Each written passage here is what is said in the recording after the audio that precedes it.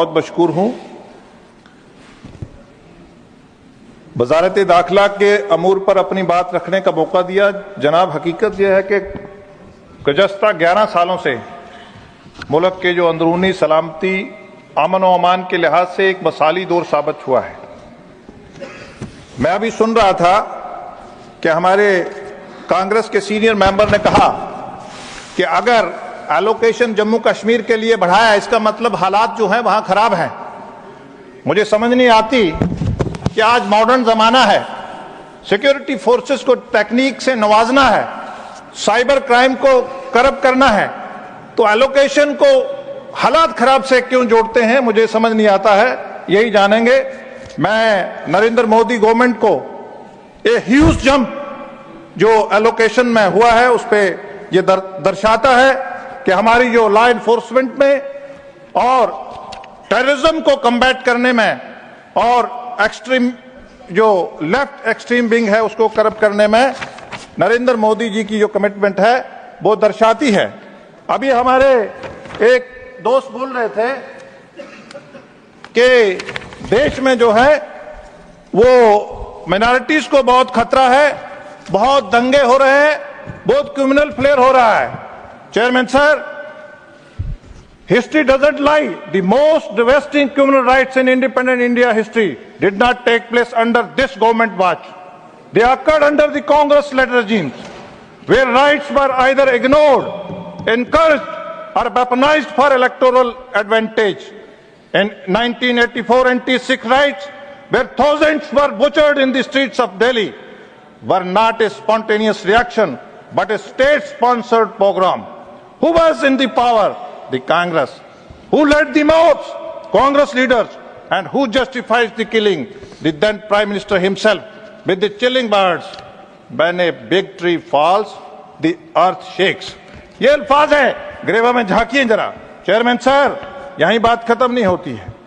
आप मैसेकर देखिए साहब में 1983, आप बगलपुर राइट्स देखिए 1989, आप बॉम्बे राइट्स देखिए 1992-93, आप मेरठ राइट्स 87। लेकिन इसके बरक्स हमारी सरकार, contrast with the strong decisive and fearless leadership India has witnessed under the Modi-led government at the center. Under our governments, despite countless provocations and attempts to incite unrest, India has remained more stable, secured and united than under any previous regime. We have empowered law enforcement, strengthened intelligence network, sent a clear message, right or irrespective of their religion, political affiliation, will face justice. Sir, मैं जम्मू कश्मीर से आता हूं और जम्मू कश्मीर की बात नहीं करूंगा तो नाइंसाफी हो जाएगी। जम्मू कश्मीर हमेशा एक एहसास मुद्दा, एक पॉलिटिकल माइलेज के लिए बनाया गया है। और मैं चेयरमैन सर कुछ चीजें आप सदन के ध्यान में आपके माध्यम से लाना चाहूंगा और देश को बताना चाहूंगा।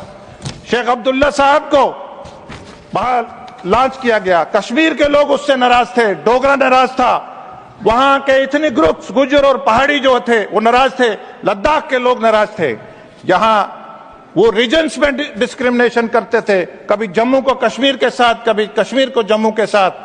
देश के वजीर आजम ने और देश के वजीर दाखिला ने एक स्ट्रोक से इन सब डिस्क्रिमिनेशन को खत्म किया और 370 को उखाड़ के फेंक दिया और लद्दाख को यूटी बनाया।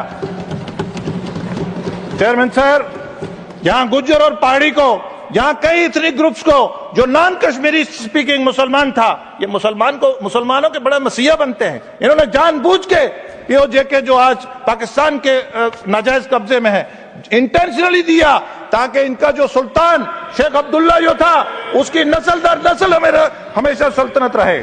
सर, ओबीसी जम्मू कश्मीर में इनको 70 साल ओबीसी दिखा नहीं। भारतीय जनता पार्टी नरेंद्र मोदी जी की रहनुमाई में 8% रिजर्वेशन दिया। वुमेन, महिलाएं, इस्लाम ने 1400 साल पहले औरत को हक दिया। मुस्लिम मेजॉरिटी इलाका जम्मू कश्मीर, औरत अगर हिमाचल में, दिल्ली में शादी करती, उसको अपनी प्रॉपर्टी पे राइट नहीं था। नरेंद्र मोदी जी ने भाषण समाप्त करें। माननीय सदस्य गुलाम अली जी, भाषण समाप्त करें। सर मैं प्लीज नहीं, प्लीज आज नहीं मिलेगा, आज समाप्त सर करो। I am concluding sir political reservation से लेकर सर आज पाकिस्तान से इन्फिल्ट्रेशन होती थी सर, किसान जो भाषण है समाप्त हुआ।